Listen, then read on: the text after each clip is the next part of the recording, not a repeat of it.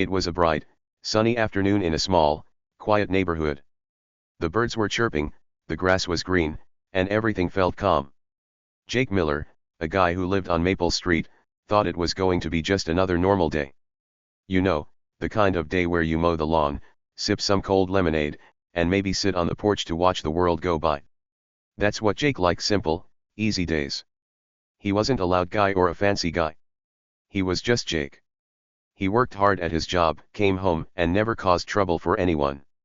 He liked his little house, his little yard, and his quiet life. But here's the thing, Jake had no clue what was about to happen. Nope, not even a tiny hint. See, he was a regular guy, but someone was about to mess with him in a big way. And when I say big, I mean really big, like a problem so loud and crazy it would shake up the whole street. This wasn't just a little annoyance, like a dog barking too much or a kid kicking a ball into your yard. Oh no, this was a giant, driveway blocking mess. And trust me, when you hear what happened, your jaw might drop right to the floor. So, let's set the scene. Jake's house was small but nice. It had a red door, a little porch, and a driveway where he parked his old blue truck. That driveway was his space, his spot to come and go whenever he wanted. He didn't have a big car or anything flashy, just his trusty truck that got him to work and back. Jake liked things simple, and that driveway was part of his simple life. He'd pull in after a long day, hop out, and feel good knowing he was home. Nothing fancy, just normal. Now, picture this: it's a perfect Saturday. The sun is shining, the air smells like fresh cut grass, and Jake's out there with his lawnmower. He's pushing it back and forth, making those nice straight lines in the yard. He's got his headphones on, listening to some music, and he's thinking about grabbing a lemonade from the fridge when he's done. Maybe he'd even sit outside and wave at the neighbors walking by. That's the kind of guy Jake was: friendly but quiet, happy with his little world. But then, something changed. Something big. Jake didn't know it yet, but trouble was sneaking up on him like a cat creeping through the grass. He finished mowing, turned off the mower, and wiped the sweat off his forehead. He looked around, everything seemed fine. Kids were riding bikes down the street, a lady was watering her flowers, and the mailman was dropping off letters. Just a regular day, right? Wrong. Here's where it starts to get wild. Jake went inside to grab that lemonade. He poured it into a glass, added some ice, and took a big sip. AHH, so refreshing. He was about to head back outside when he heard a noise. A loud noise. It wasn't a car horn or a dog barking, it was something bigger, something rumbling. Jake peeked out his window, and that's when he saw it. Something was in his driveway. Not his truck, oh no. Something way bigger and way weirder. But wait, let's not spill the beans just yet. I'll give you a tiny hint: this thing in his driveway wasn't supposed to be there. It didn't belong to Jake, and it was blocking his whole space. Can you imagine coming home and finding something huge parked where your car goes? You'd be mad, right? Well, Jake was about to feel that way too. But he didn't know the half of it yet. This wasn't just a one-day problem. This was the start of something epic, something that would make everyone on Maple Street talk for weeks. So, here's a question for you: what would you do if someone took over your space? Like, if you had a favorite spot like your desk at school or your corner of the couch and someone just plopped down and said, "This is mine now." Would you just let it happen? Would you tell them to move? Or would you come up with a crazy plan to take it back? Think about that for a second, because Jake's about to show us what he did. And trust me, it's not what you'd expect from a quiet guy like him. Let's zoom in on Jake for a minute. He's not a superhero or a movie star. He's not rich or famous. He's just a guy who likes his lawn neat and his truck in its spot. He's the kind of person you might not notice at first. He doesn't yell or brag or make a big fuss. But that doesn't mean he's weak. Oh no, Jake's got something special inside him, something that only comes out when you push him too far. And someone was about to push him. Big time. The neighborhood was full of regular people, just like Jake. There was Mrs. Carter, who grew the best tomatoes. There was Timmy, the kid who rode his bike super fast. And then there was Karen. Yep, Karen. She lived 2 houses down from Jake, and she wasn't like the others. Karen thought she was the boss of everything. She had big hair, a loud voice, and a habit of telling everyone what to do. If your grass was too long, Karen would knock on your door. If your trash cans weren't perfect, Karen would leave a note. She called herself the HOA lady, which meant she helped make the rules for the neighborhood. But really, she just liked being in charge. Jake never had a problem with Karen before.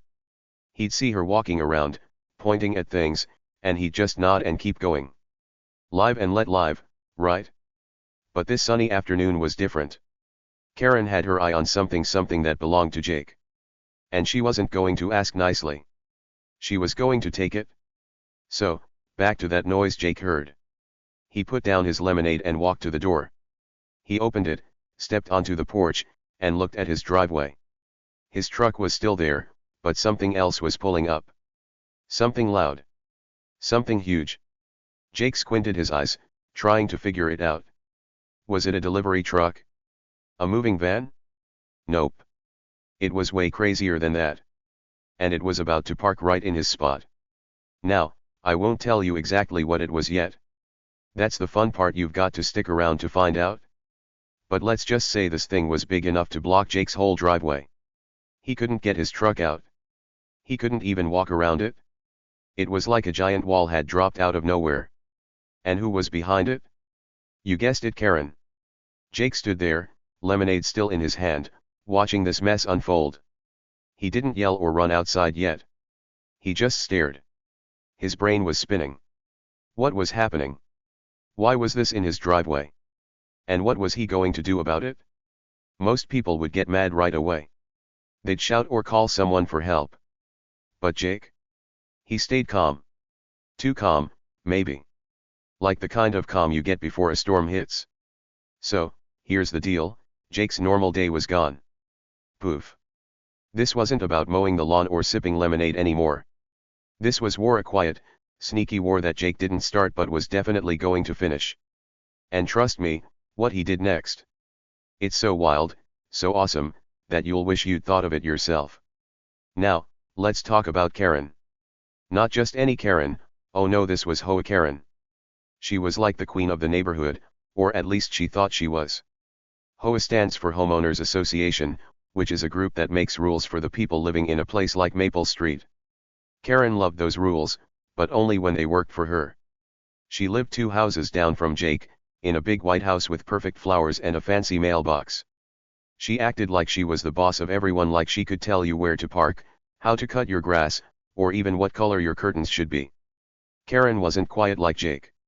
She was loud and bossy, and she loved sticking her nose where it didn't belong. If your dog barked too much, Karen would show up with a frown.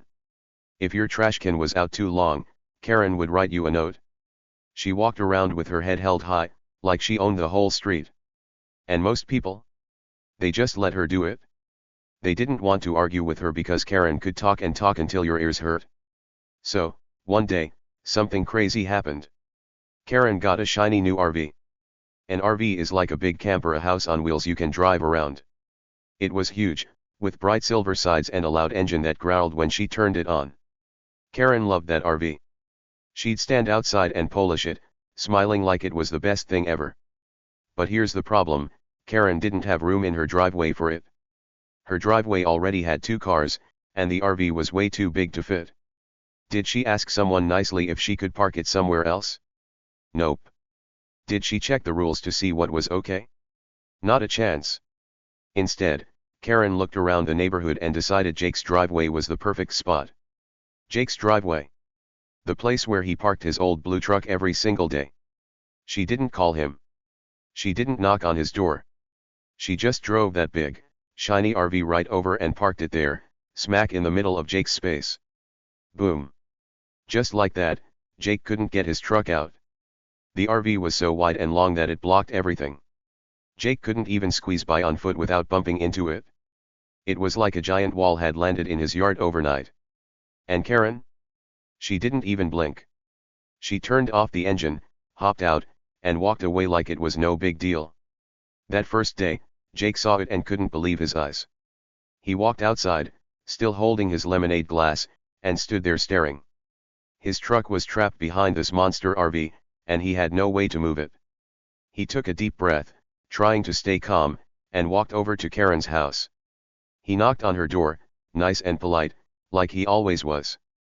"Hey, Karen," he said when she opened the door. "Can you move your RV? It's blocking my driveway." Karen didn't say sorry. She didn't even look worried. Instead, she smirked a sneaky little smile that said she didn't care one bit. "It's not hurting anyone," she told him, crossing her arms. "Besides, the HOA says I can park wherever I want." Then she flipped her hair, turned around, and shut the door right in Jake's face. Here's a secret, that wasn't true. The HOA rules didn't say Karen could park wherever she wanted. In fact, the rules said you couldn't park on someone else's property without asking. But Karen didn't care about the truth. She liked making up her own rules and acting like everyone had to follow them. She thought she was too important to listen to Jake or anyone else. Jake walked back to his house, scratching his head. He wasn't mad yet, just confused. He thought maybe Karen would move it the next day. Maybe she just needed a spot for a little while. So, he waited. But the next morning? That RV was still there. And the day after that? Still there. Day after day, that big, shiny camper sat in Jake's driveway like it owned the place. Karen didn't move it. She didn't even talk to him about it again. She'd just laugh, flip her hair, and strut away like she was the queen of Maple Street. Jake. He was stuck. He couldn't drive to work in his truck anymore. He had to walk or borrow a friend's car, which wasn't easy. He'd come home and see that RV sitting there, taking up his space, and it started to bug him. A lot. Every time he looked out his window, there it was, big, silver, and in the way. He couldn't mow his lawn right because the RV was parked over the grass. He couldn't even get to his mailbox without walking all the way around it. It was a mess. The neighbors noticed too.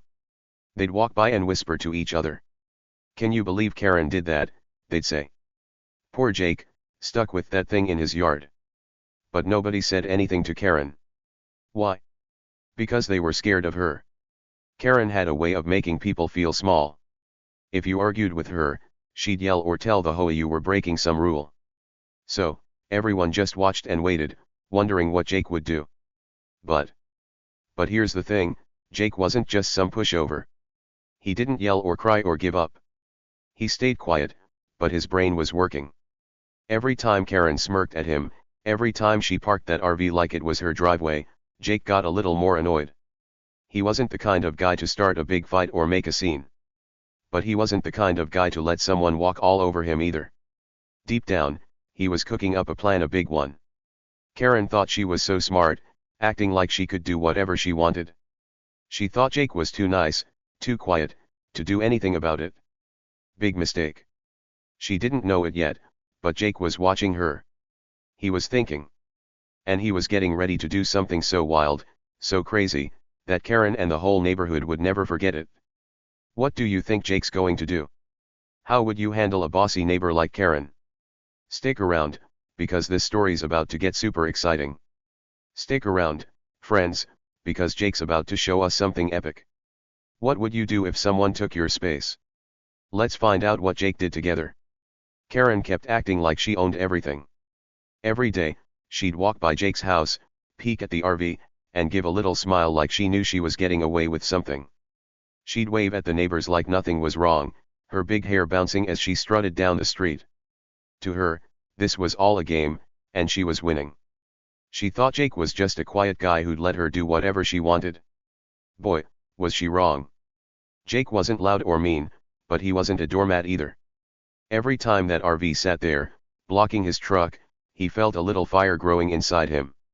It wasn't the kind of fire that makes you yell or throw things. It was a slow, sneaky fire, the kind that makes you think hard and plan something big. Jake didn't want to just move the RV or complain to the HOA. Nope, he wanted to teach Karen a lesson she'd never forget. And he wanted it to be so wild that everyone on Maple Street would talk about it for years. The days turned into weeks, and that RV didn't budge. Karen started acting even bolder. She'd park it a little crooked sometimes, just to take up more space. One time, she even left a note on Jake's door that said, "Thanks for the parking spot," with a little smiley face. Can you believe that? She wasn't just taking his driveway, she was rubbing it in his face. Jake didn't say much when he read the note. He just crumpled it up, tossed it in the trash, and went back inside. But his eyes? They had a spark in them now. A spark that said, "This isn't over." The neighbors kept whispering. Old Mr. Jenkins, who lived across the street, would shake his head every morning when he saw the RV. "That Karen's too much," he'd mutter to anyone who'd listen. Little Sarah, the girl who rode her bike up and down the block, giggled and said, "It's like a big silver monster eating Jake's driveway." Everyone saw it, but nobody did anything. They were too scared of Karen's loud voice and her HOA power. She'd been running things her way for so long, they figured she'd always win. But Jake wasn't like the others. He didn't care about Karen's big talk or her fancy RV. He cared about his space, his little piece of the world. That driveway wasn't just pavement to him. It was where he parked his truck after a long day, where he'd unload groceries, where he'd wave to the mailman. It was his. And Karen? She didn't get to take it just because she felt like it. Jake started thinking, if she won't move it, I'll make her wish she had.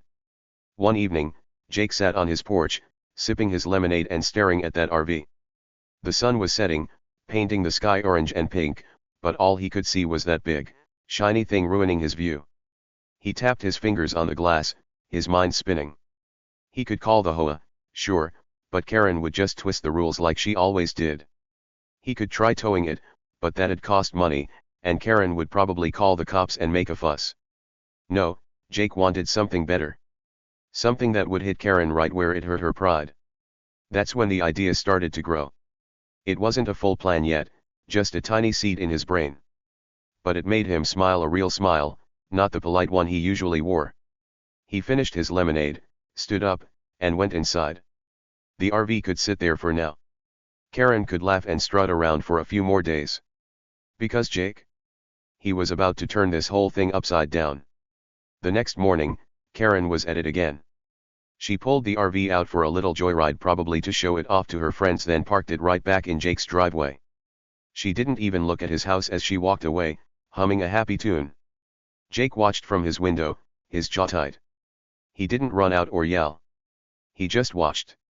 And every time she did something like that, his idea got a little bigger, a little crazier. By now, the neighborhood was buzzing. People weren't just whispering, they were talking out loud. "How long's Jake gonna let this go on?" asked Mrs. Carter, the lady with the tomato garden. "He's too nice," said Timmy's dad, shaking his head. "Karen's walking all over him." But Jake heard it all and kept quiet. He didn't need to tell them his plan. He'd show them instead. One afternoon, Karen threw a little party. She set up chairs and a table right next to the RV, still parked in Jake's driveway. She invited a few friends, played loud music, and acted like it was her own backyard. Jake came home from work and saw the whole thing, people laughing, eating snacks, and dancing around his driveway. Karen waved at him like it was no big deal and shouted, "Hope you don't mind, Jake." Her friends laughed. Jake waved back, short and sharp, then went inside. But oh, he minded. He minded a lot. That night, Jake couldn't sleep. He lay in bed, staring at the ceiling, thinking about Karen's smirk and that stupid RV. He imagined her laughing, thinking she'd won. And that's when the seed in his brain finally sprouted. He sat up, eyes wide, and said to himself, "I've got it." It was big. It was bold. It was nuts. And it was going to make Karen's jaw drop. The next day, Jake started moving.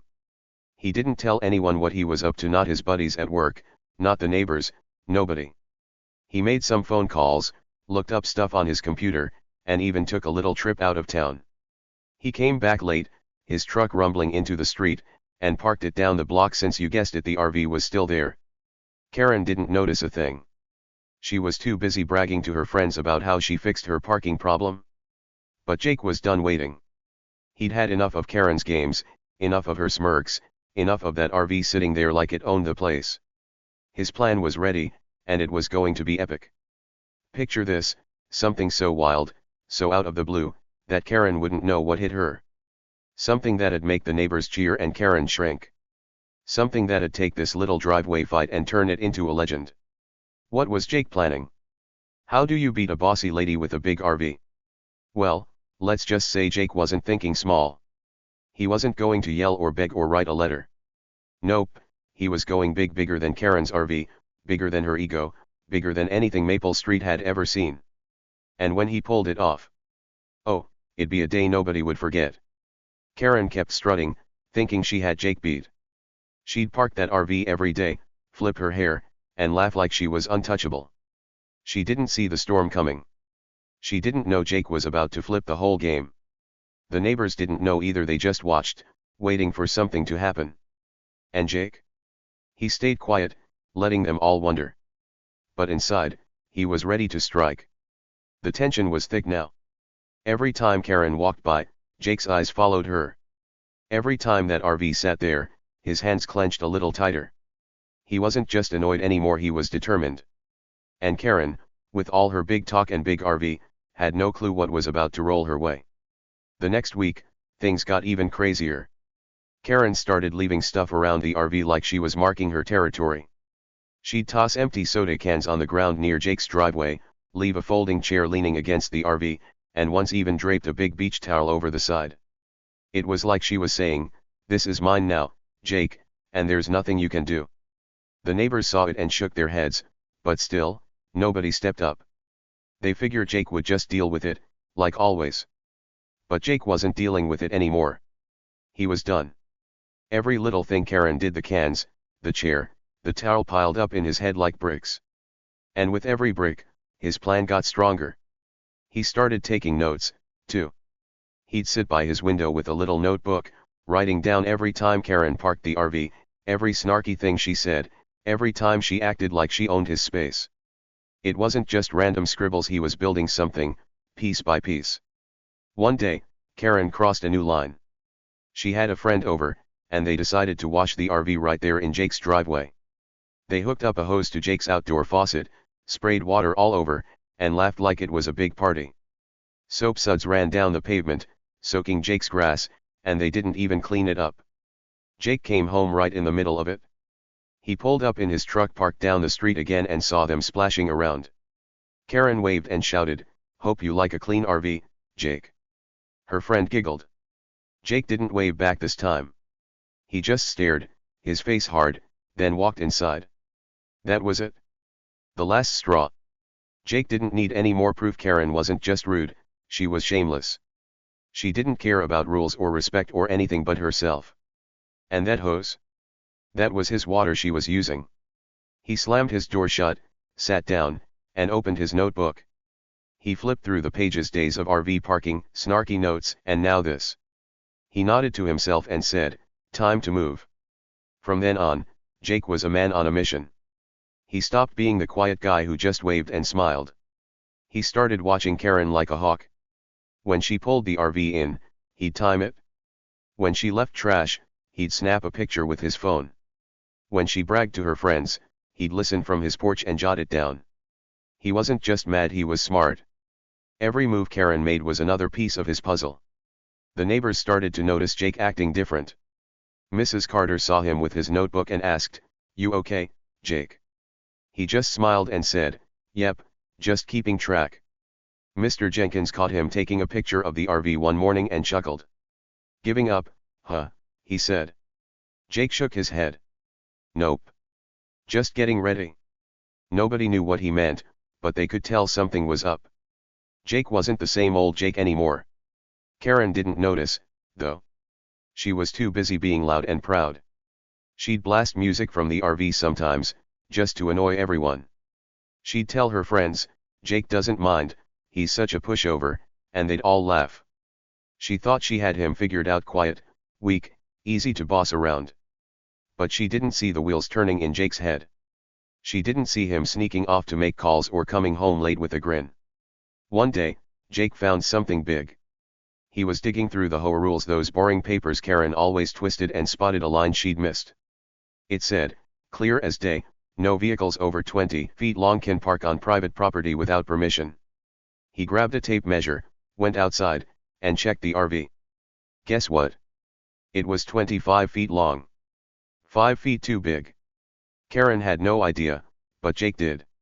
He wrote it down, circled it, and smiled. It wasn't his whole plan, but it was a start. He didn't stop there. He called a buddy who knew about cars and asked some sneaky questions. "Can you park anything in a driveway?" he said. His buddy laughed. "As long as it's legal, sure." Jake's smile got bigger. He hung up and scribbled more notes. The puzzle was coming together, and it was wilder than anyone could guess. Karen kept pushing, though. She threw another party by the RV, this time with balloons tied to it.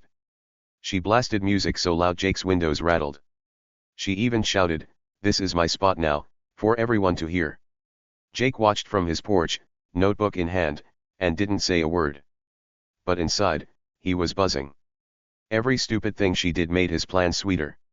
The tension was crazy now. The neighbors could feel it, something was brewing. Karen kept acting like a queen, and Jake kept plotting like a fox. She thought she was untouchable, but he was building a trap. And soon, real soon, it'd be time to spring it. Then it happened. One bright Saturday morning, the street woke up to a noise. Not Karen's RV engine or her loud music. This was deeper, louder, bigger. People peeked out their windows, kids ran outside, and even the dogs started barking. Jake's driveway wasn't empty anymore. The RV was gone. Karen had moved it for her latest party, and something else was rolling in. It was a tank. A real, honest-to-goodness tank. Not a toy, not a model, a big, green, rumbling tank, straight out of an army movie. And who was driving it? Jake. He sat up top, steering it like he'd done it a million times, a huge grin on his face. The ground shook as he pulled it right into his driveway, parking it where the RV used to be. Karen heard the rumble and stormed out of her house, her eyes wide. "What is that?" she shrieked, her voice cracking. The neighbors gasped. Kids cheered. Jake hopped down, dusted off his hands, and looked right at her. "My new ride," he said, calm as could be. "It's legal. Check the rules. And it's staying." Karen's face went red. She stomped over, yelling, "You can't do this. I'll call the HOA. I'll call the cops." But Jake just shrugged. "Go ahead. It's not over 20 feet. And it's mine." He'd done his homework. He'd bought a decommissioned tank, totally legal to own and park, and made sure it fit the rules Karen ignored. The crowd grew. Mr. Jenkins clapped. Mrs. Carter laughed so hard she dropped her watering can. Karen's party friends peeked out, jaws dropped. She tried to argue, but Jake held up the HOA rulebook and read it loud: "No vehicles over 20 feet without permission." Then he pointed at the tank. "This? 19 feet. My driveway. My rules." Karen froze. For once, she had nothing to say.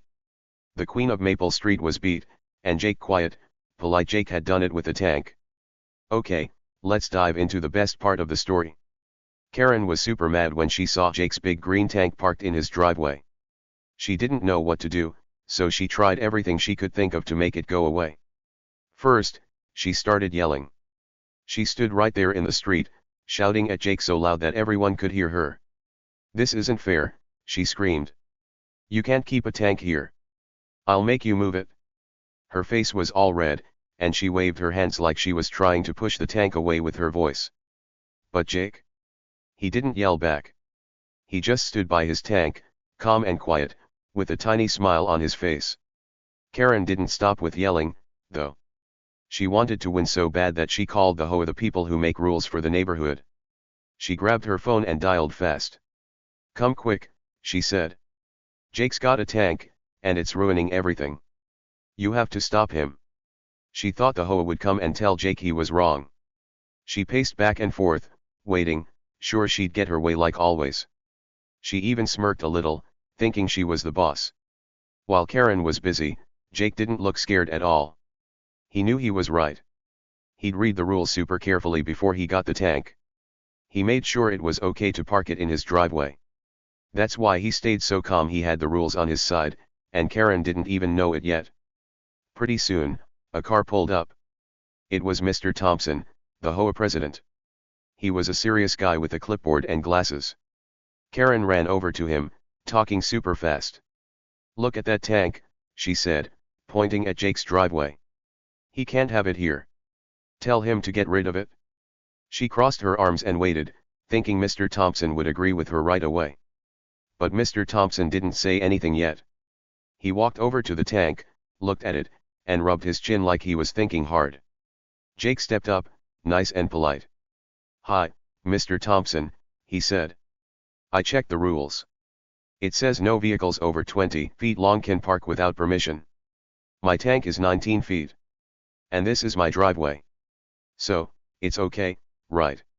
He showed Mr. Thompson the HOA handbook, the little book with all the rules, and pointed to the page he'd found. Mr. Thompson took the book, read it slow, and nodded.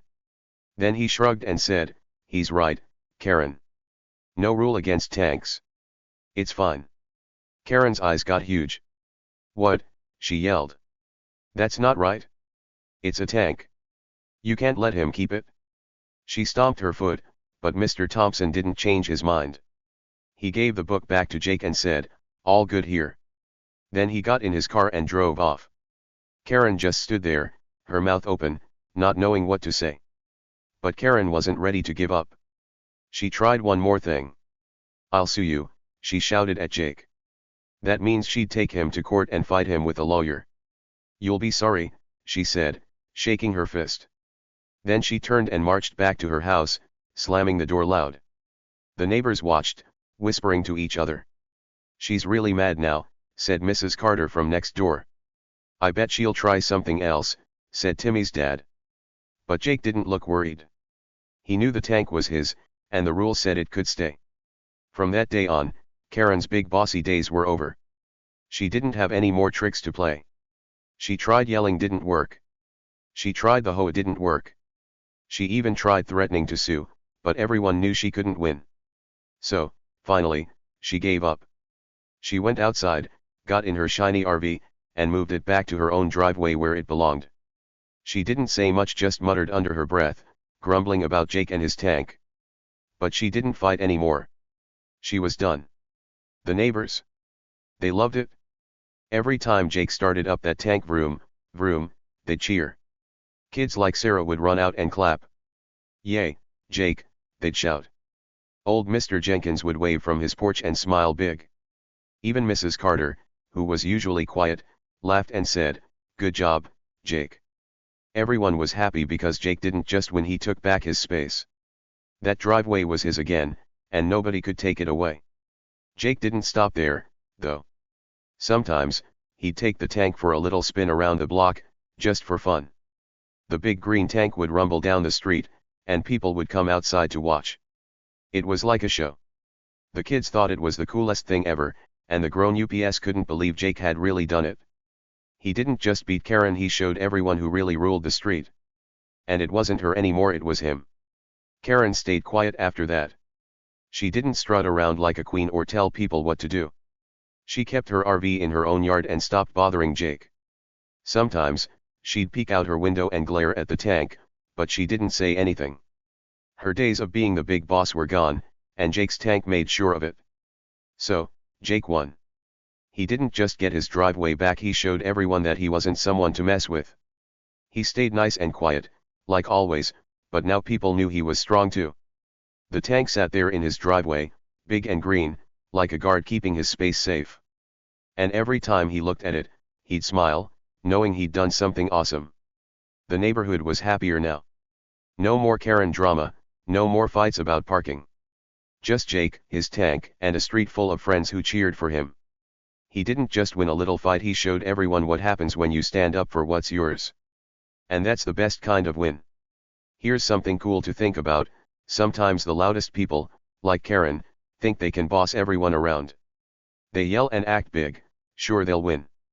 But Jake? He was different. He didn't shout or fight loud. He stayed quiet, used his brain, and surprised everyone with the tank. Maybe real strength isn't about being noisy, it's about being smart and making your move when it matters most. Jake showed us that, and it worked. What do you think, friends? Have you ever done something awesome like that? Tell me below, and I'll catch you in the next story.